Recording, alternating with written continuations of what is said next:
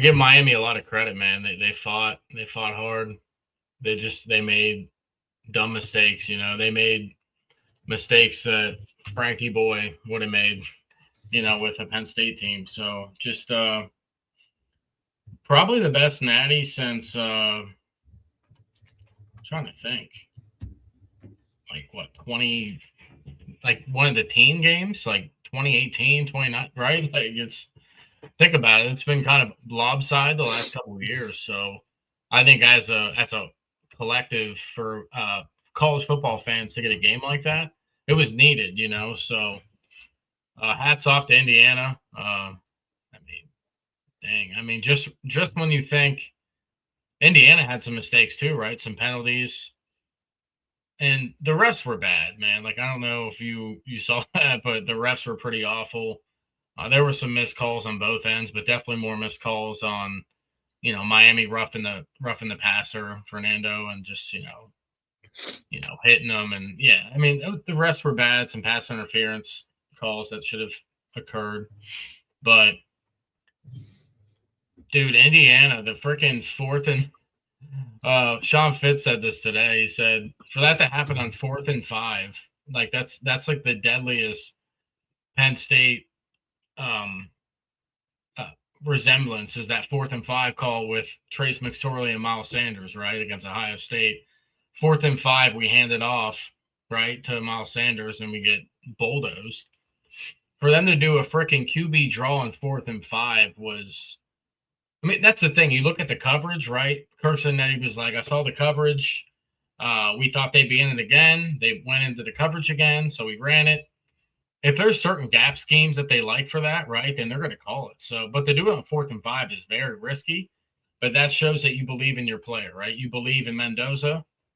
You believe in your team to block, and you believe that he can make a play. Not only did he get the first down, he spun into the end zone. So, just an insane play. That play is what spun the game because it was close. They're up by like 3 points at that time. That put them up 10. So, just a really fun game to watch. The first half was kind of sleeper mode, right? The first half wasn't very good. Second half was just lights out. So awesome game. Hats off to Indiana. Hats off to Miami for putting up a fight. There was some left out on the field, some things they could have, made happen. Offensively, I think Miami did okay, but the special team stuff, you can't not block a guy, right? And have Kamara come in and block the punt. Like, not even just block the punt, but have your player jump on it for a touchdown. That's inexcusable. You can't do that in the Natty. You can't do that mid-season. But really good game.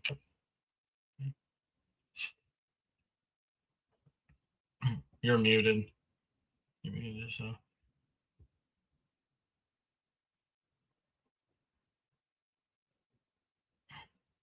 I can't hear you. I don't know. My bad. I was muted. Yeah, it was a good game.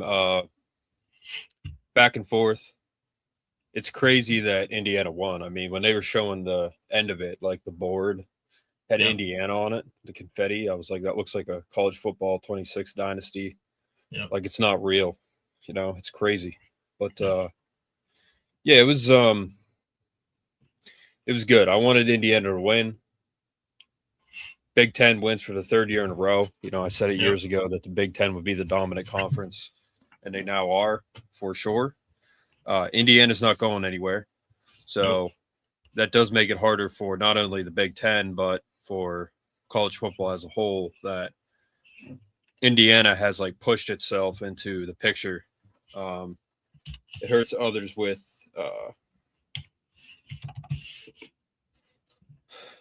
it helps others with it hurts others with recruiting, helps others with competition, but it hurts others with recruiting, the portal,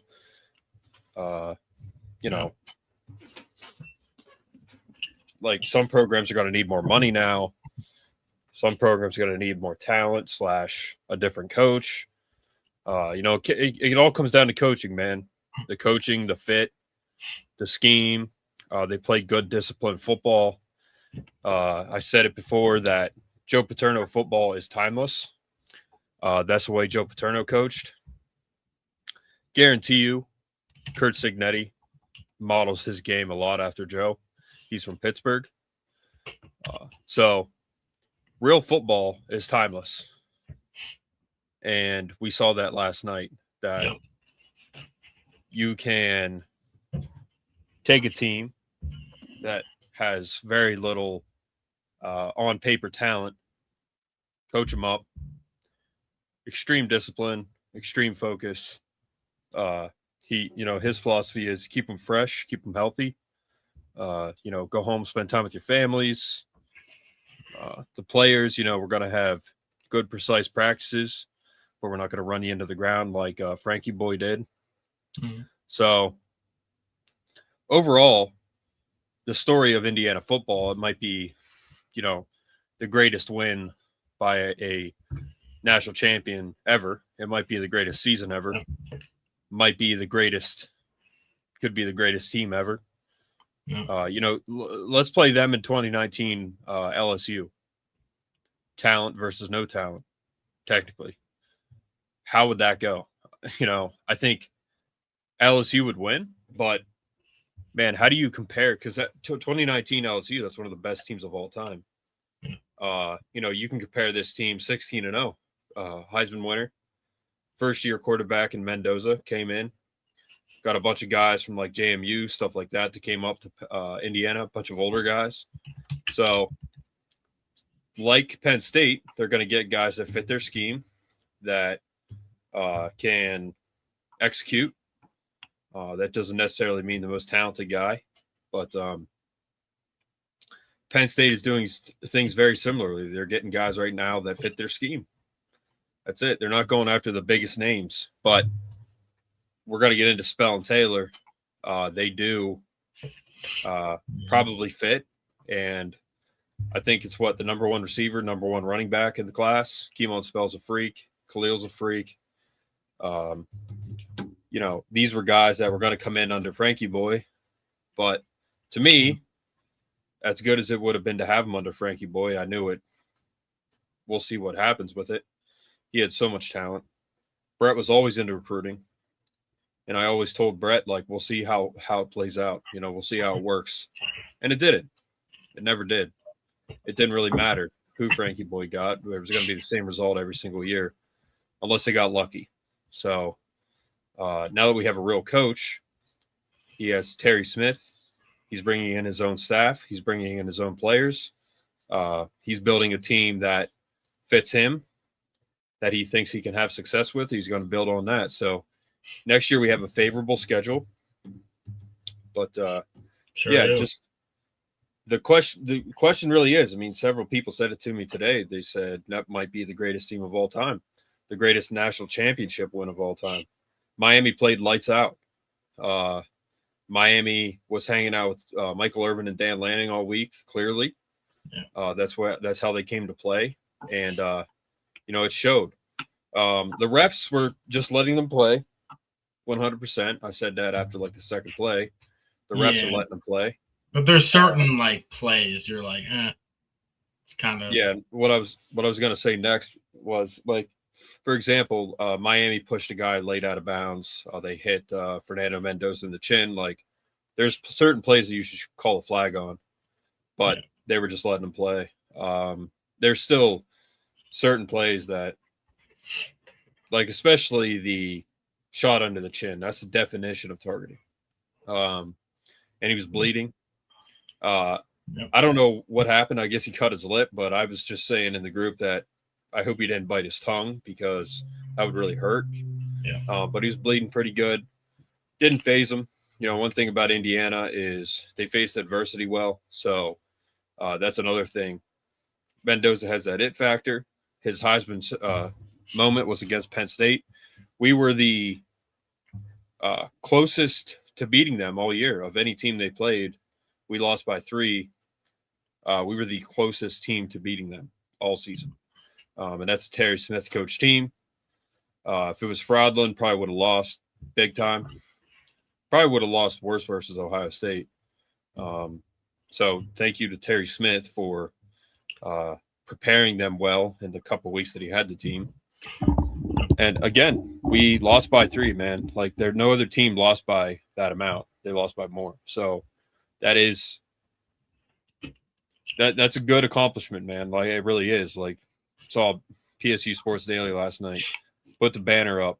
Lost to Indiana by 3 in 2025. Lost by a toe tap. Again, that was Mendoza's Heisman moment. Great catch, great throw, great drive. For the Heisman winner, win the national title. I mean, it's the greatest story, I think. It's one of the greatest stories in sports ever.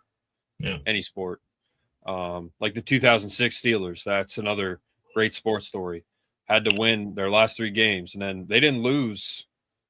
They didn't lose the rest of the season. They won the Super Bowl. They were wearing white jerseys the whole way through the playoffs. They went into Cincinnati and won. Kimo von Oelhoffen hurt Carson Palmer, tore his ACL when he slid into him. Went into Indy and won. Number 1 seed. One of the greatest offenses we've ever seen. Mike Vanderjagt misses the kick at the end. Went into Denver and won. Number 1 seed. No, I think Denver was the number 1 seed. Indy was number 2. And then they went on, played a good Seattle team, beat them in the Super Bowl 21-10. So overall, great stories. This is probably, if not the greatest, one of the greatest sports stories of all time. The one lady, she's had season tickets for like 75 years, and she's seen like 3 winning seasons. That was the past 3 years. But to go from where they were to 16-0 national champions, they beat SEC, they beat Big Ten, they beat ACC, all in one playoff. And the other teams, they scored a total of like 30 points. Indiana scored like over 100 points. Yeah, that's domination, total domination. They bulldozed Oregon. They beat them twice. Yeah, they beat Ohio State. They beat Ohio State. They went postseason, beat Ohio State, beat SEC, beat Big Ten, and they beat ACC. So they beat every conference on the way there.